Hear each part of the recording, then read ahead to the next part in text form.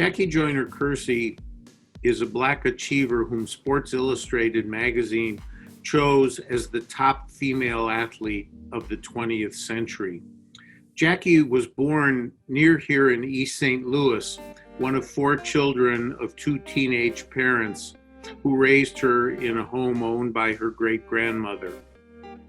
She described her home to me as one of both, where the parents were both strict and loving, and said that both commitment and respect were the 2 primary values that she was raised with.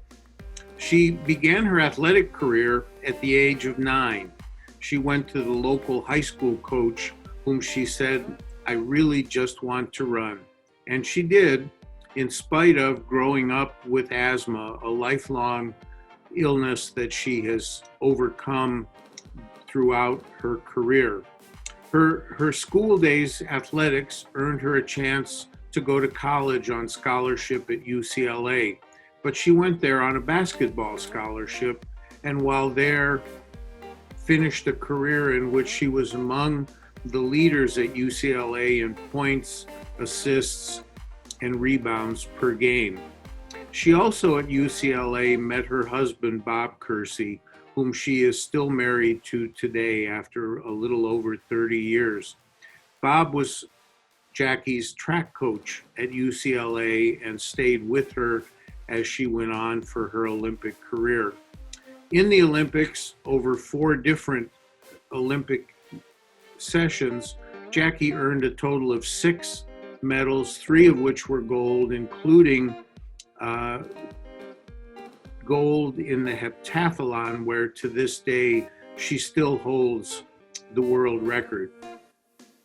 Jackie continues today in a life focused primarily on racial equity, women's rights, and young children's development. She does so through her Jackie Joyner-Kersee Foundation and an organization called Athletes for Hope, which she founded along with a number of other leading athletes, including the likes of Muhammad Ali and Mia Hamm. I'm really pleased to give you the opportunity now to listen to Jackie briefly talk about her life today after her outstanding athletic career. What are you trying to achieve today? So, when I started my foundation work, it was really in parallelism with what I was doing on the athletics field. I always knew I wanted to go back. I always knew what the community center that I grew up did for me, but I didn't envision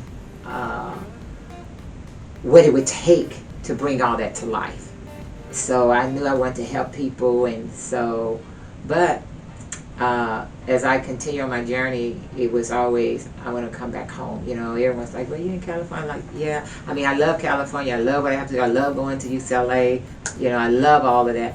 But it was very important for me to come back in my community because I grew up always hearing people who had come from this community not claiming East St. Louis at all. So when I had an opportunity in the '88 Olympic Games in the closing ceremony, after I had won, I wanted them to know, because now I'm an Olympic champion, people talking about this girl, Jackie Joyner-Kersee, that I didn't want East St. Louis to think I had forgotten about them. And that's why I wrote on the sign, "I love you, East St. Louis."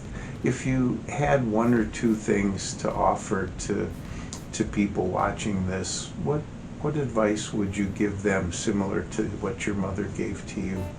You know, my advice I would give to someone, one, is to never give up on yourself. You can turn a doubter into a believer as long as you believe. And then also, we have to always continue to set goals, even when we don't think things are going the way that we would like for them to go. But don't give up. You know, continue to set those goals. And it's very important to keep a schedule. It's very important to keep a routine, because that motivates you. That motivates you to get up, motivates you to want to do something. So, again, as I talked about, you know, never being satisfied, yes, my community work I love doing. it motivates me to get up every day to try to just make a difference, and so I would say to you, smile when you can, look in the mirror, appreciate who you are, and pour love into others like people pour love into you.